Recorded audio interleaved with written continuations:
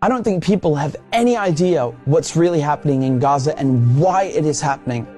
A few weeks ago, right before this war in Gaza ignites, Netanyahu goes to the United Nations General Assembly and he holds up this map and declares his plan for a new Middle East. And people are going, what is this stupid line this guy's drawing with a red marker? What it is an economic corridor that stretches all the way from India to the United Arab Emirates, into Saudi Arabia, into Jordan, Israel, and then finally to the entire European continent. I mean, the United States at this point, seeing their influence starting to fade, seeing the relevance of the dollar recede after they stole $300 billion from Russia. You have all these spooks in Washington and Tel Aviv, running around desperately trying to counter BRICS and counter China's new Silk Road. And this is their answer. This is a rival to the new Silk Road. Remember, the ancient Silk Road is the largest, most important trade route in human history. This thing is enormous. It stretches all the way from China to Syria to the Mediterranean Sea.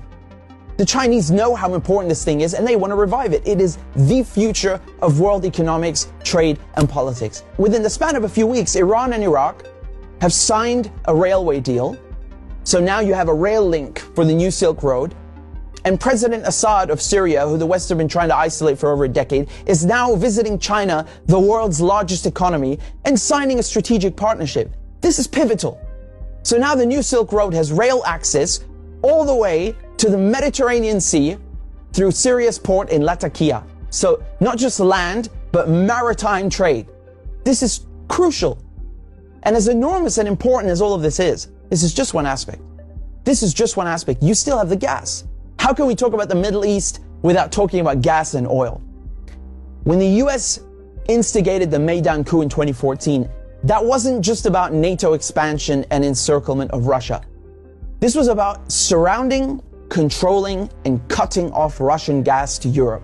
Russia is the country with the largest proven reserves of natural gas. Control Ukraine, and you control the pipelines that feed and supply Russian gas to Europe. For decades, you've had US politicians, Republican and Democrat, from every administration, openly saying on camera, we don't want Nord Stream. There will be no longer a Nord Stream 2. We will bring an end to it. You want to have pipelines that don't go through Ukraine and Russia. For years, we've tried to get the Europeans to be interested in different pipeline routes. It's time to do that. You want to depend more on the North American energy platform, the tremendous bounty of oil and gas that we're finding in North America. Lo and behold, Nord Stream 1 and 2 are blown up. I mean, this is without question the most egregious, the largest terrorist attack on European infrastructure in modern history. There are only 3 countries on this planet that can pull this off. They are Russia, Britain, and the United States. And let me tell you, it was not Russia. You combine that with the sanction packages from the European Union, banning Russian oil and gas. I mean, talk about shooting yourself in the foot.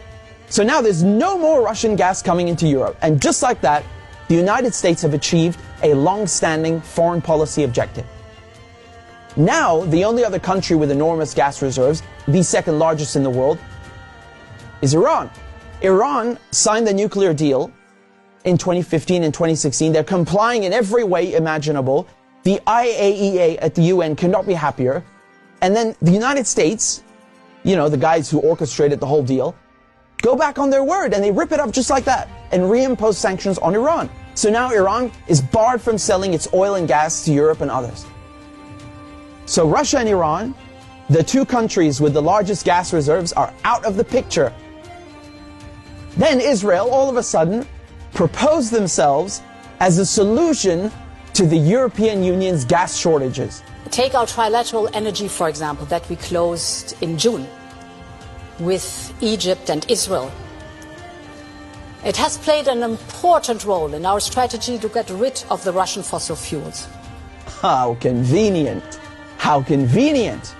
In 2010, they conduct a geological survey and find this monstrous giant gas field in the Middle East. It's called the Leviathan, and it's in the Mediterranean Sea on the Levantine Basin. That means it's right off the coast of Palestine, Lebanon, Syria. Syria initially declines offers over its gas reserves and simultaneously refuses to lay pipes for a Qatari gas project. What a coincidence! Barely a year later, war breaks out in Syria. And who's funding it? Qatar and Israel and the United States are just some of the parties funding and running this war to overthrow the government in Damascus. Today, the United States control 1/3 of Syria. They control all of Syria's oil fields, and Israel is bombing Syria's most vital port, Latakia, on a regular basis. So they're cutting off all the oil revenue and destroying, crippling any maritime activity, such as trade, such as gas exploration. Another major port on the Levantine coast is in Beirut, which mysteriously explodes in 2020. And so Israel, proposing itself as a solution to Europe's gas shortages, shows up with an FPSO, this enormous gas extraction vessel, and tries stealing gas from Lebanon's Karish gas field. And, this reignites a huge maritime border dispute. And Israel has to go and beg the United States to solve this diplomatically, because Hezbollah said, if you steal 1 cubic inch of our gas, we will fire our missiles on your ship. Now we come to Gaza. Gaza also has its own unexplored gas fields. Gaza is also a concentration camp run by the Israelis, and it's been under siege by Egypt and Israel under naval blockade since 2007. I mean, you can't even fish properly, let alone extract gas. And so now, the Lebanese, the Syrian, the Palestinian ports, they're all out of action, and the only working port left in the coast is the Israeli port on Haifa. I mean, how convenient. This makes Israel the only one able to explore gas and implement an economic corridor like the one that Netanyahu held up at the UN. So in other words, Israel and the United States together killed off all the competition, stole their goods, and cornered the market. But as winter is approaching, Israel desperately needs to get that gas for Europe. But there's no stability. There can never be stability in the region without solving the Palestinian question.